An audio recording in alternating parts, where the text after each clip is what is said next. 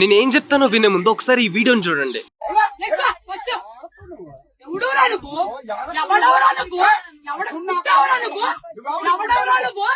ఇక్కడ నేను అందరు ఆడవాళ్ళని అనట్లేదు, పర్టికులర్లీ కొంతమందిని మాత్రమే అంటున్నాను. ఐ మెన్షన్ కొంతమంది ఆడవాళ్ళని మాత్రమే అంటున్నాను. మీకు ఫ్రీగా ఇచ్చింది బస్సులో జర్నీని, బస్సుని కాదు. అరే వాడు డబ్బులు కట్టి బస్సు ఎక్కాడు, పుక్కటికి ఎక్కలేదు.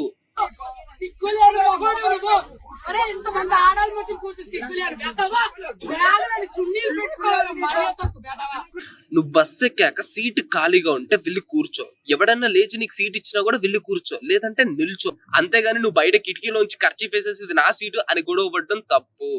గవర్నమెంట్ ఏం నీకు పుక్కటికి ఇవ్వలేదు ఆ సీటు.